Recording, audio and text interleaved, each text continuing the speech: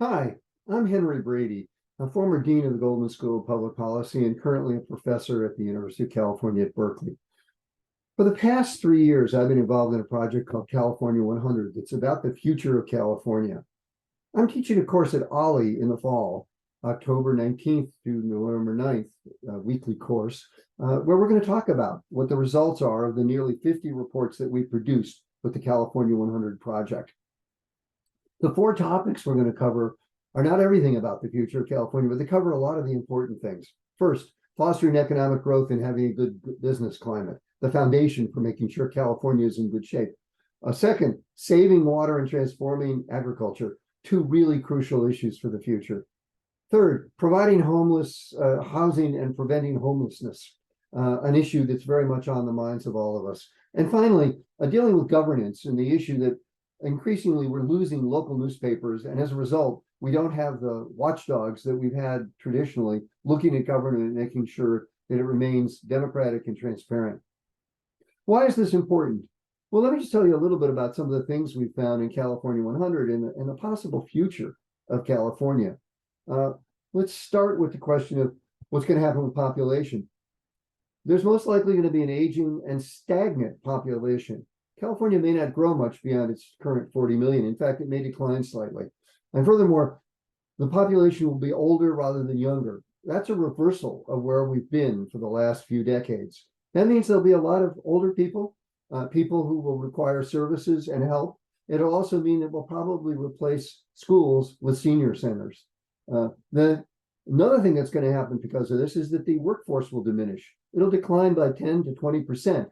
And as a result, there'll be fewer workers and to fill the jobs that California needs filled. And furthermore, fewer workers who can pay the taxes that can pay for the services that we so badly need. And things will be exacerbated by the fact that with pension obligations that many cities and the state have made, there'll be tremendous obligations to pay off those pensions. And that's going to cut into the budget that's available to cover the other services that we so badly need. Also, with environmental change, parts of the state will become uninhabitable or at least hard to inhabit because of the increased temperatures.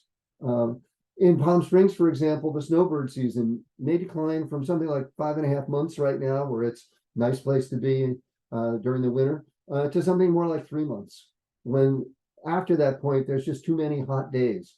Those hot days will also be a problem for the Bay Area, for Sacramento, for San Diego, and for Los Angeles. And air conditioning will be increasingly absolutely imperative.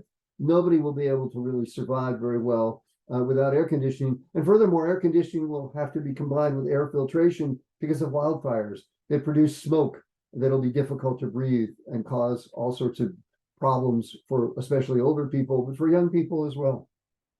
Also, we're going to lose some land because of rising seas, so beaches and cliffs will fall. We'll also have problems at the urban wild lands interface because of wildfires.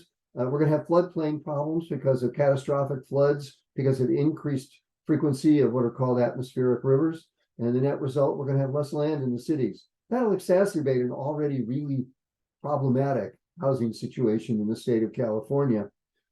So with environmental change, with its impacts in terms of housing and water and so forth, we're going to have real problems in thinking about what the future of California is going to be. Water and energy shortages are going to be a combined big problem for the state. And one thing that we're going to have to do is figure out where we want our water to go.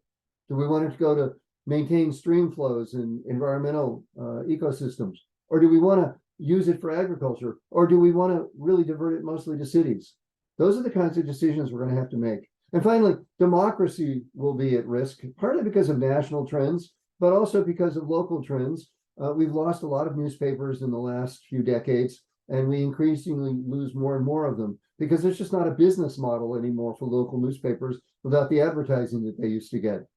As a result, we have to figure out what we're going to do to make sure that we have watchdogs at the local level to watch government and to make sure that it does the right things. So this seems like a lot of problems, and indeed it is. But California's got lots of strengths too, and we're going to talk about those strengths. It continues to have the most innovative and dynamic economy in the world. It's got the best higher education system in the world. It's done very well with healthcare, especially with its version of Obamacare. There's lots of successes to build upon.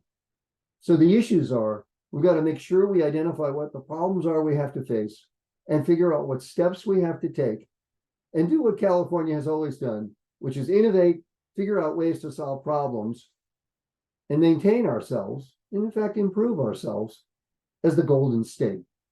I hope you can take the course. I think it's going to be a lot of fun. I think it'll raise a lot of issues in your minds and make you think hard. It certainly has made me think hard about the future of California, and I'm looking forward to seeing you there. Thank you.